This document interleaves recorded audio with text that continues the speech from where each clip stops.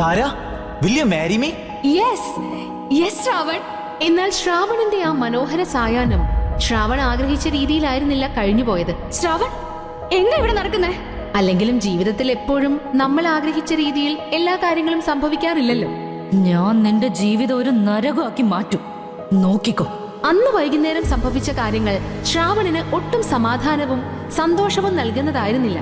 അന്ന് വൈകുന്നേരം തന്റെ കാമുകി താരയുമായി റെസ്റ്റോറന്റിലെത്തിയ ശ്രാവൺ അവിടെ വെച്ച് അവിചാരിതമായാണ് മേഘയെ കണ്ടത്. താരയുടെ കയ്യിലുണ്ടായിരുന്ന ജ്യൂസ് അറിയാതെ മേഘയുടെ ഹാൻഡ് ബാഗിലേക്ക് മറിഞ്ഞു പോയതിൽ നിന്നാണ് പ്രശ്നങ്ങൾ ആരംഭിച്ചത്.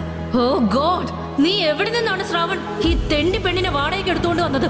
ഇവൾക്ക് ഒരു രാത്രിയിലേക്ക് എത്രയാ റേറ്റ്? 300 രൂപയോ? മേഘ, ഇനി ഒരു തവണ കൂടി നീ അവളുടെ ദേഹത്തെ കൈവച്ചാ. സോറി മേഘ, ഞാൻ മേഘയുടെ ഹാൻഡ് ബാഗ് അറിയാതെയാണെങ്കിലും വൃത്തികേടാക്കി. വേണ്ട, എനിക്ക് കേൾക്കണ്ട.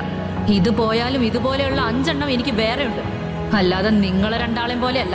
മേഘയുടെ കൂടെ അവളുടെ പുതിയ കാമുകൻ രാഹുലും അവിടെ പുച്ഛത്തോടെ നിൽക്കുന്നുണ്ടായിരുന്നു.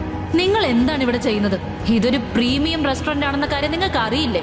നിങ്ങളാണെങ്കിൽ ദരിദ്രവാസികളും.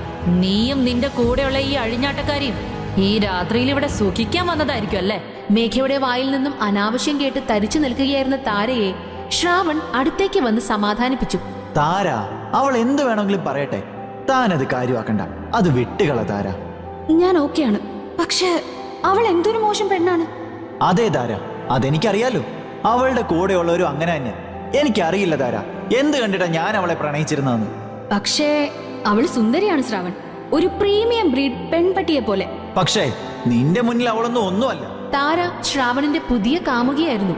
അവരുടെ പുതിയ ബന്ധം ഇതുവരെ വളരെ നന്നായി തന്നെ തുടർന്നു പോകുന്നുണ്ടായിരുന്നു. ശ്രാവൺ, അന്ന് രാത്രി എന്തായിരുന്നു നടന്നത്? അവള് നിന്നെ ചതിച്ച ആ രാത്രി? ശ്രാവൺ ഇതുവരെ ആരോടും തനിക്കുണ്ടായ ആ നടുക്കുന്ന സംഭവത്തിന്റെ മുഴുവൻ കഥയും പറഞ്ഞിട്ടുണ്ടായിരുന്നില്ല. പക്ഷേ ശ്രാവൺ താരയെ വിശ്വസിച്ച് ആ കഥ പറയുവാൻ തുടങ്ങി. ഞാൻ വി കെയർ മെഡിക്കൽസിൽ പാർട്ട് ടൈം ഡെലിവറി ബോയിയായി ജോലി ചെയ്യായിരുന്നു. ഞാനും മേഘയും തമ്മിൽ ഒരു വഴക്ക് കഴിഞ്ഞിട്ടിരിക്കുകയായിരുന്നു. അപ്പോഴാ എനിക്ക് ഡെലിവറിക്കുള്ളൊരു കോൾ വന്നത്. Hello, we care medicals. എനിക്കൊരു പാക്കറ്റ് കോണ്ടം ഉടനെ ഹോട്ടൽ പ്ലാസയിൽ എത്തിക്കണം. ചോക്ലേറ്റ് ഫ്ലേവർ, റൂം നമ്പർ 114ൽ. വേഗം വേണം കേട്ടല്ലോ. ശ്രാവണിന് ഇത്തരം പെരുമാറ്റങ്ങളൊക്കെ ഇപ്പോൾ ശീലമായിരുന്നു. പക്ഷേ അവൻ അവന്റെ ജീവിതത്തിലെ ഏറ്റവും വലിയ സർപ്രൈസിന് മുന്നിലായിരുന്നു എന്ന് ഹോട്ടൽ പ്ലാസയുടെ 114 നമ്പർ മുറിയുടെ കോളിംഗ് ബെൽ അടിച്ചപ്പോൾ അവൻ അറിഞ്ഞിരുന്നില്ല. മാഡം, ഇതാ നിങ്ങൾ ഓർഡർ ചെയ്ത. ശ്രാവണിന് അത് പറഞ്ഞ് മുഴുമിപ്പിക്കാൻ കഴിഞ്ഞില്ല. അപ്പോഴേക്കും അവന്റെ മുന്നിൽ ഒരു ബാത്റോബ് മാത്രം ധരിച്ചു നിൽക്കുന്ന ആ പെൺകുട്ടിയെ കണ്ട് ശ്രാവൺ ഒന്ന് ഞെട്ടി.